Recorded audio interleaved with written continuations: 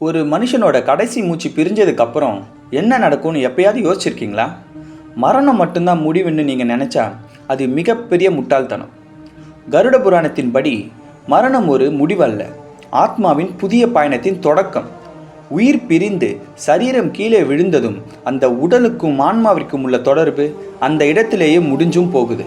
அந்த சமயம் பயங்கரமான கரிய உருவம் கொண்ட யமதூதர்கள் அங்கே வருவாங்க. நீங்கள் அந்த உருவத்தை பார்த்ததுமே பயந்து அலறி உங்கள் உறவினர்களை கூப்பிடுவீங்க. அவங்கள தொட கூட நினைப்பீங்க.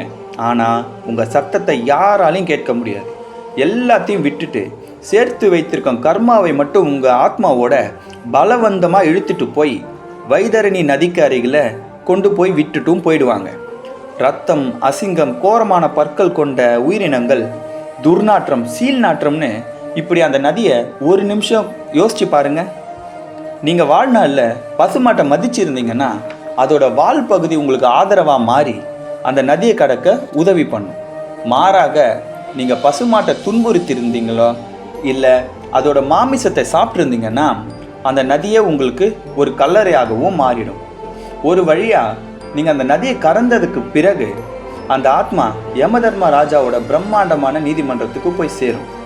சித்திரகுப்தர் கையில் உங்கள் கர்மாக்களோட பதிவேடு இருக்கும். பிறப்பு முதல் இறப்பு வரை நீங்கள் செஞ்ச பாவங்களை ஒவ்வொன்றா சொல்லி காட்டும் போது உங்கள் மனநிலை எப்படி இருக்குன்னு கொஞ்சம் யோசிச்சு பாருங்க. புண்ணியம் செய்த ஆத்மா சொர்க்கத்துக்கு அனுப்பப்படும், பாவம் செஞ்சவங்களுக்கு நரகம் மட்டும்தான். அப்போது அங்கு பிரம்மாண்டமான கரிய வாசல் திறக்குது.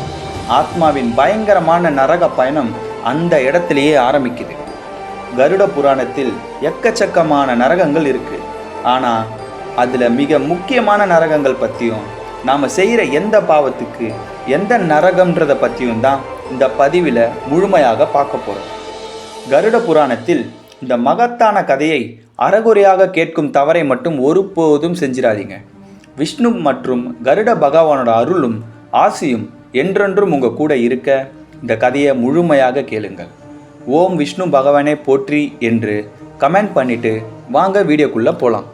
நண்பர்களே, நீங்கள் யாரையாச்சும் ஏமாற்றி கொள்ளை அடிச்சிருந்தாலோ, யாருடைய மரியாதையை பறிச்சிருந்தாலும், யாரையாவது அவமரியாதை செஞ்சிருந்தாலும் இந்த தாமிசர நரகத்தில் உங்களுக்கும் ஒரு இடம் இருக்குது. சுற்றில் எங்கே பார்த்தாலும் ஆழ்ந்த இருளாக இருக்கும். ஆத்மா இரும்பு கனமான சங்கிலிகளால் பிணைக்கப்பட்டிருக்கும்.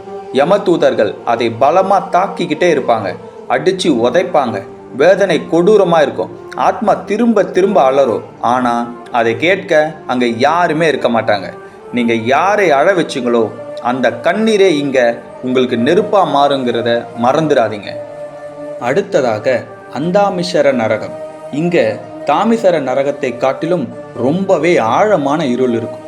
உங்களுடைய குடும்பத்துக்கோ குழந்தைகளுக்கோ அன்பையும் பாதுகாப்பையும் கொடுக்காதவங்க இங்கே தூக்கி எறியப்படுவாங்க. அவங்களோட கண்ணில் கூர்மையான சூடான கம்பிகள் சொருகப்படும். ஒரு கணம் கூட வெளிச்சம் கிடைக்கல அப்படின்னா என்ன ஆகும்னு நீங்களே யோசிச்சு பாருங்க. பிறவி பிறவியாக இங்கே இருள் மட்டுமே சூழ்ந்திருக்கும். ஆகையால் உயிர் உள்ளவரை உங்கள் உறவினர்களை கௌரவிங்க, அவர்களை மதியுங்க, அவங்க கூட உங்கள் நேரத்தை செலவழிங்க. எதனால் என்றால் இறந்த பிறகு வருத்தங்கள் மட்டுமே மிஞ்சும். அதற்கான பரிகாரம் உங்களால் செய்ய முடியாது. மூன்றாவதா ரௌரவ நரகம். கருட புராணத்தில் மிகவும் பயங்கரமான நரகம்னு சொல்கிறது இந்த ரௌரவ நரகம் தான். இந்த நரகத்தில் எப்பவுமே அமைதியே இருக்காது. இங்கே ஒவ்வொரு கணமும் அச்சுறுத்தும் அலறல்களும் வலியால் நிரம்பிய குரல்களும் தான் ஒலிச்சுக்கிட்டே இருக்கும். சுற்றி எங்கு பார்த்தாலும் பயங்கரமான உயிரினங்கள் இருக்கும். பாவி ஆத்மாக்களை துண்டு துண்டாக கிழித்து தின்னுக்கிட்டே இருக்கும். இந்த நரகம் குறிப்பாக நிரபராதிகளை துன்புறுத்தியவர்களுக்கும், தேவையில்லாமல் யாரையாவது அழ வச்சவங்களுக்கும், அதிகாரத்தை தவறாக பயன்படுத்தினவங்களுக்கும், அடக்குமுறை செய்தவர்களுக்கும் உரியது. ஒரு உதவியற்ற நபர் உங்கள் கைகளால் துன்புறுத்தப்படும் போது அவங்களோட அலறல்களும் அவர்களோட அழைப்புகளும் சாதாரணமாக காற்றில் மறைஞ்சு போகிறது கிடையாது. கருட புராணத்தின்படி அதே அலறல்கள் உங்கள் ஆன்மாவை பின்தொடர்ந்து வந்து ரௌரவ நரகத்தில் உங்களுக்கு வேதனையாக திரும்ப கிடைக்கும். வாழ்க்கையில் நம்ம ஒரு நிரபராதியை கூட தண்டிச்சிடக்கூடாது. ஒரு நிரபராதிக்கு கூட துன்பத்தை கொடுத்துடக்கூடாது. அதோட வலியை கண்டிப்பாக நம்ம ரௌரவ நரகத்தில் அனுபவிச்சே ஆகணும். அதனால் எப்போவுமே ஞாபகத்தில் வச்சுக்கலாம். யாரோட கண்ணீராகவும் வாழாதீங்க, மாறாக யாருடைய புன்னகையாக இருக்க முயற்சி செய்யுங்க.